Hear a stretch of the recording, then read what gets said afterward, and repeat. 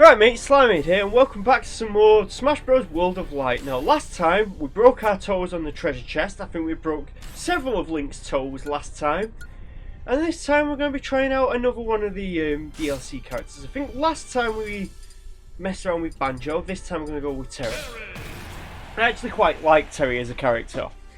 He's one of the characters that whenever I first started, playing... Well, not first started playing Ultimate, because he came out like halfway through Ultimate's life finger. Well, more so like the release cycle of the DLC. But I genuinely didn't know who Terry was until he actually got into Smash. But he's probably been one of the more fun DLC characters so far. I don't know why, I just quite like, command inputs on characters. I think I said that last episode with Ryu. I think most of last episode was just playing Ryu and Link, I believe. Speaking of Link, destroy Child Link. Absolutely wreck the Zelda timeline. Although then again, it's already wrecked already. Create another Zelda timeline where young Link just does not exist whatsoever. I wonder how that would actually turn out.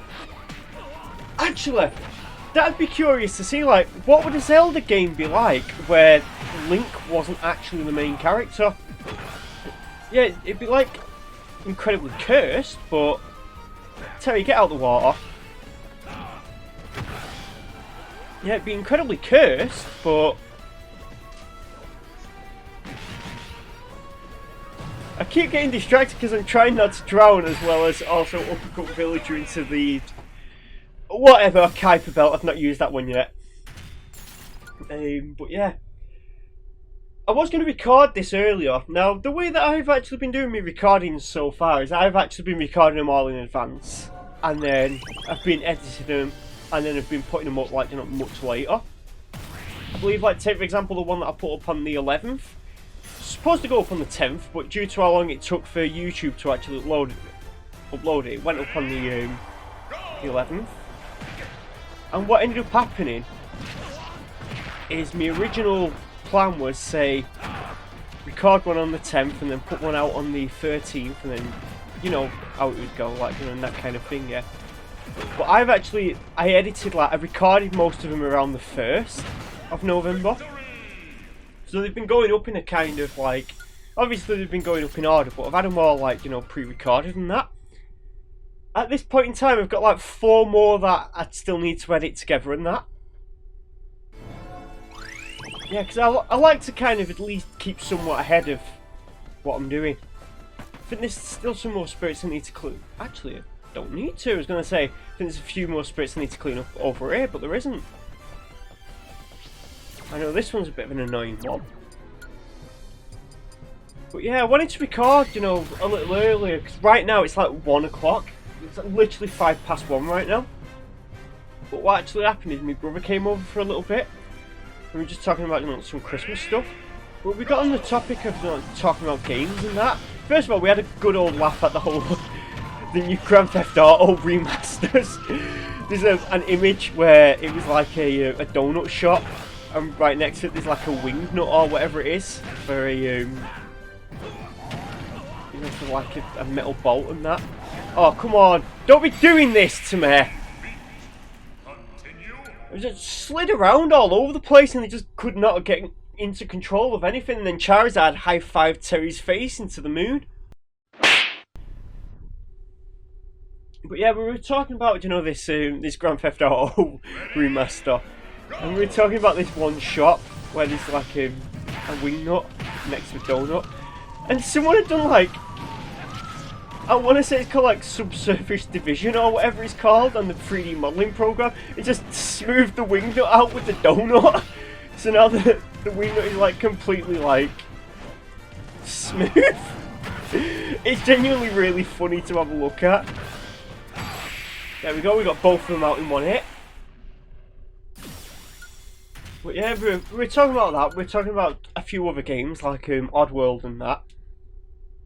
And we had a little bit of a laugh about the Diamond and Pearl remakes. I'll have to talk about them at some point, because really I have some words to talk about the recent Pokemon games. Good God. But we were talking about, you know, like some games in general, and we even considered the idea of getting Marvel vs. Capcom briefly. I am thinking about potentially checking that out at some point, because I've heard they're quite good. You've got to dodge Jeff and his Jeff and the Jeffs over here. Even the Jeff's new band. With his hit single, My Name is Jeff.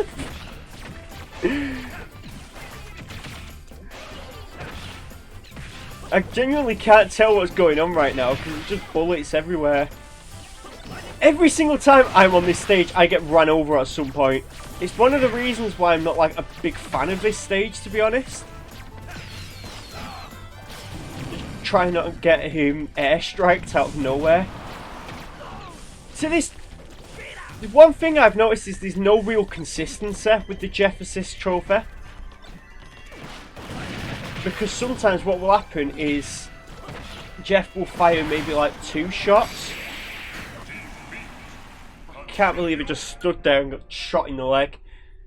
But Jeff will fire like 2 shots of finger, of like missiles and that, and then sometimes like Jeff will just like throw like 3 rockets at you and like, yeah, there we go, I'm done. I don't think you can defeat Jeff either. So Nintendo said, no, we're not letting you punch the little nerdy kid in the head. Punch that bowl cut right off his head. You gotta feel sorry for the guy for a little bit. He's got a bowl cut, so... I don't think I've ever heard anyone ever say anything positive about bowl cuts before, to be honest.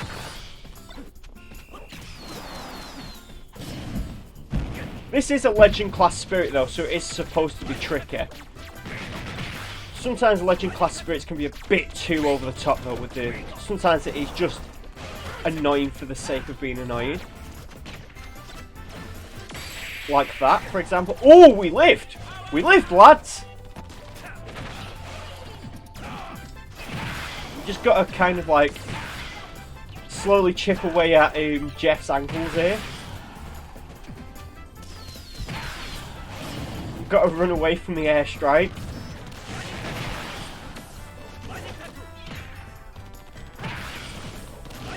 I should really be doing like all the crazy command inputs and that, but it's harder to concentrate and do them all on the when there's like multiple people. Terry, get off the gun. This isn't Contra. That's actually kind of what it reminded me of for some reason. Oh no! No, I couldn't even see where I was off screen. I genuinely thought then that if I would have landed that final smash, I could have actually done something. But yeah, I feel like this is probably going to be the Jeff Andernuts episode, so...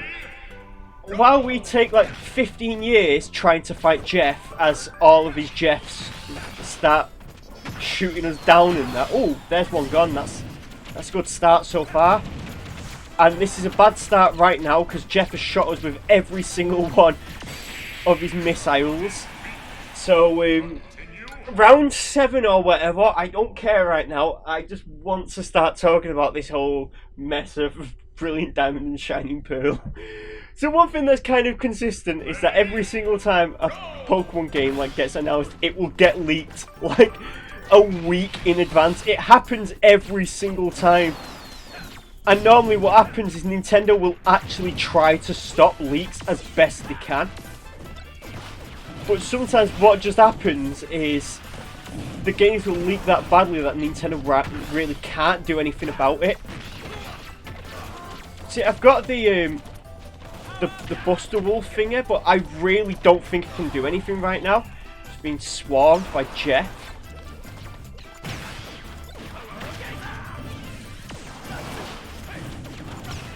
I really cannot do anything right now.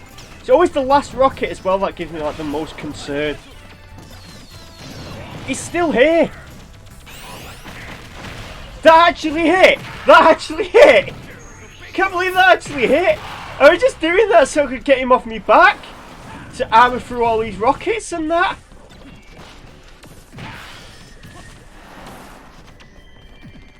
just want him to like pop down here so I can... Oh, come on, I got ping pong there. We're not playing ping pong with Terry. We played tennis with Pikachu, now we're playing ping pong with Terry. But yeah, we were saying about the other Pokemon games, they leaked and that.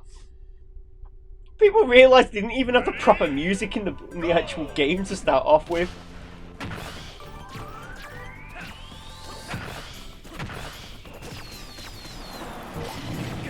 We're already at 100%. And we really cannot do anything. Are we actually going to have to break out the Spirit Nuggets? Because I literally am being swarmed by literally everything here. Literally. And yes, I 100% did that on purpose.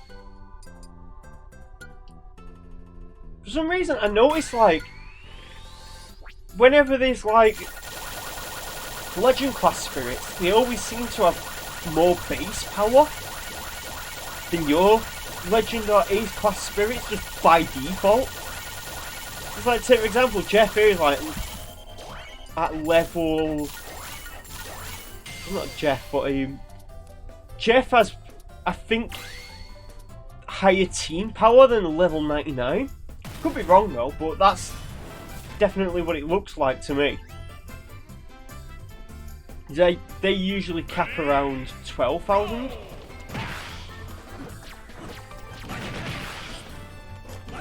But there's him gone anyway. That's the power of level 99.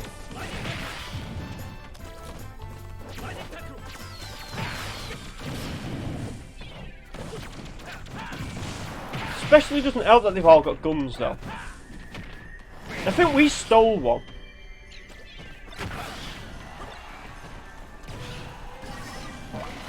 Come on. Also, they keep doing stuff like this where they just kind of swarm you in the corner. So, dodge them. Buster Wolf! I had to land that. The moment I saw the goal meter, I thought, I'm going to have to get this. I just absolutely love that move. But yeah, they forgot to add the actual music into Brilliant Diamond and Shining Pearl. By the way, they should have called it Shining Diamond and Brilliant Pearl. There was a missed opportunity right there. They could have went for the funny reference and they didn't even take it. But yeah, apparently it's been found out now that because of Drifloon, you can basically lock yourself out of post-game content. Because essentially what happens is with Drifloon, Drifloon can only be found in one of two locations. And I believe out of those two locations, you got the actual wild encounter, which is in the Valley Windworks. That only happens on Fridays, and that's just how it happened in the original as well. But what also ended up happening is you can actually encounter one in a trainer battle. Now, you only need to see the full Sinnoh Dex to access the post-game area. But in Fantina's gym, there's one gym trainer, I believe, that has a Drifloon, or maybe one or two, maybe. Can't quite remember. I don't know if it's as faithful to the original as I'm thinking it is. But there was definitely a trainer in there with a Drifloon. And what ends up happening is if you answer the questions correctly, you move on ahead. But it also prevents you from getting the Drifloon. So essentially what can happen is it leads to a situation where you end up... Oh, they jump over the football. I just want to kick these footballs at them and just launch them into the stratosphere. But these little tiny goblin people here are just all over the place. Hard hits, they're too small. One of them rolled around my legs because he was just that long. He was just that short. I'm gonna say my legs are that long compared to him, but... Oh, come on, this is ridiculous. We got beat by a pack of midgets simply because there was a football on the ledge. But yeah, like we're saying, you can actually gate yourself out of getting the post-game content just because you forgot to check if you could get Drifloon any other way. These guys are really too small to really be hit by anything. Can't even grab them!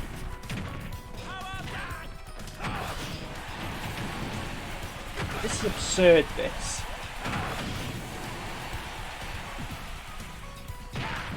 Oh, I thought I was going to land and hit him! I really wanted that to land and like crash down on him like a meteor and just destroy him.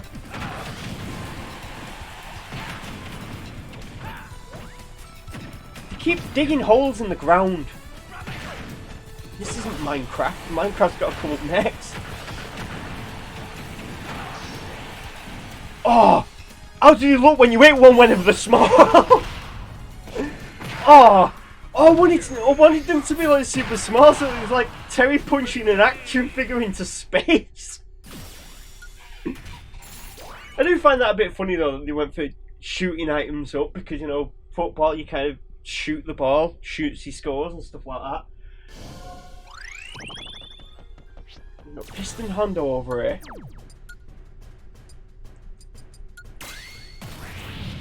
Wasn't this guy like renamed from Piston Honda? I believe his name was changed. I think the whole thing with Punch-Out is that every like character is a caricature of some kind.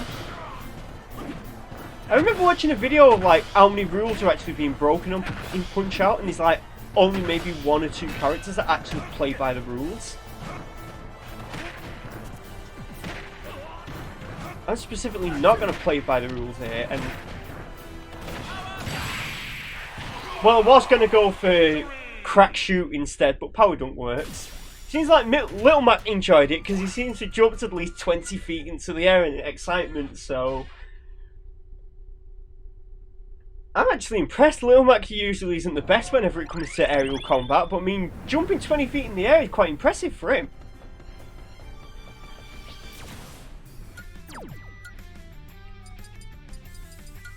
But yeah, whenever I just look at the Pokemon Switch games, I just kind of get disappointed.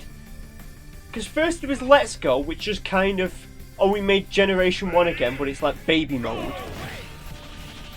And then we've got the thing of the Diamond and Pearl remakes, which are, oh, we remade Diamond and Pearl, but we put in all the features nobody liked, while keeping out all the great features from Platinum. And then there's the absolute mess that's Sword and Shield, where basically they removed all the stuff people liked and just said, oh yeah, we'll make the graphics a bit better. Just trust us on this. We know what we're doing. We are going to make the graphics a lot better. We promise. And then they just copy-pasted the graphics from the previous title. So that's why I've not bought any of the Pokemon Switch games. If they ported over, like, say, Generation 7, just directly onto the Switch, yeah, I'd get that. I don't care if I've already got, what's it called, Generation 7 from, well, like the DS and that. It's still a better deal than getting Sword and Shield, which, by the way, is like 50 quid. So, I don't know why I'd get a game for 50 quid that has less content in it than a game that you can easily get for 30 quid. I just don't see the point in that.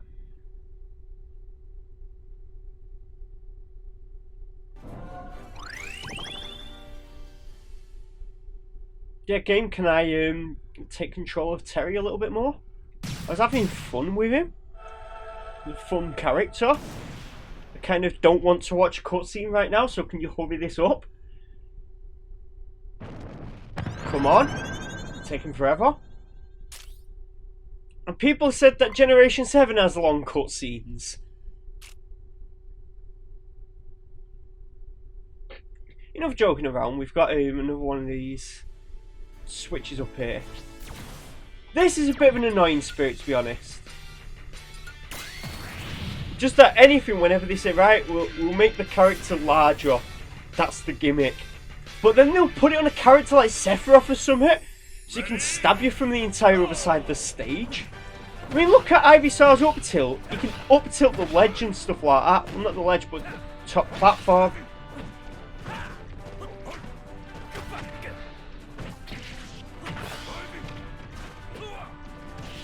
I mean, look at that. And plus, you got to think there's a poison floor as well, so But anyway, he's got spiked into oblivion, so that works out. Terry Spike is actually quite fun, to be honest. Like I said, every single time I play Terry, I find him to be like one of the most fun characters in the game. And I am just feeling like just playing more of Terry right now. But I did say I want to show off all the DLC characters, so as we move along, I'm probably going to swap to Byleth. Oh, a while ago, I think someone asked me to draw Byleth, and they said, "Can you draw the girl Byleth?"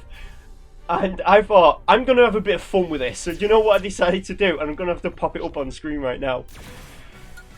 I drew, do you know that "Don't mess with me, I've got the power of God and anime on my side" kid. I drew that, but it's Byleth. Now, it looks a bit like weird and ugly, because I feel like I've got slightly better. But just the idea of it alone, I just thought was really funny. Anyway, we've got Curly Whirly over here. Morag. Thing, I keep wanting to make stupid jokes. And the two that keep coming to mind are the "You're done!" and "Don't forget me!" Obviously, because Morag. But then I also just remember anytime I think of, you know, like Scotland and stuff like that, I think about this one Scottish science teacher I had once. He always used to go in class and go "Curly Whirly" and stuff like that, or "Balamory." He'd always just do it constantly because it sounded funny. He also used to say that he used to threaten to eat the other teacher's goldfish. I don't know why he'd do that. But he just kept making that joke over and over and over again. But yeah, that's why anytime I think of, you know, stuff to do with Scotland, I just think of, you know, Curly Whirlies and that. And it's even got to the point where I think someone once mentioned Morrigan from Darkstalkers, and I just started calling her Curly Whirly. Curly Whirly lass. Diddy is really having a hard time recovering here. At least it gives me some time to talk about Curly Whirly and stuff like that. I just thought I'm gonna exclusively refer to Morrigan as Curly Whirly lass. I could just imagine, like, if I ever actually did get a Marvel vs. Capcom, just make a Morrigan combo, call it the Curly Whirly. It would be far too much fun saying Curly Whirly. I don't know.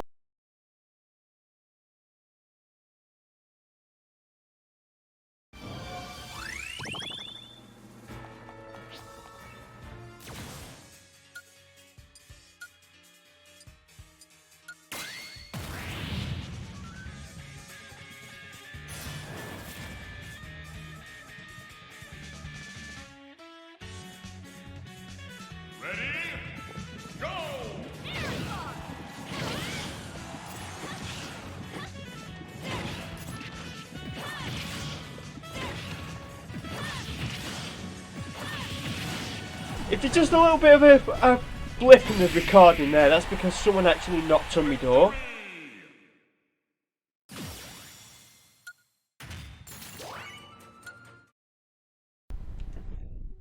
But yeah, the finger. Back to what I was saying about the Curly Whirly thing. Curly Whirlies are a Cadbury thing. Oh no, going up against Donkey Kong.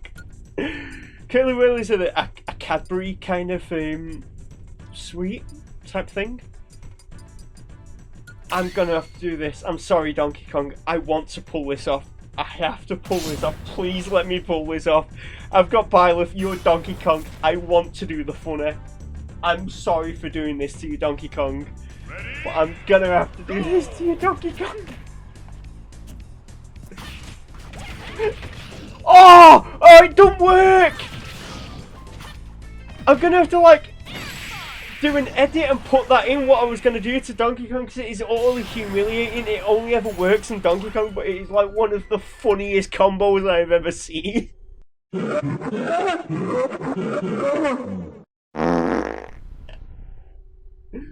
made like a weird squeak then when I breathed out.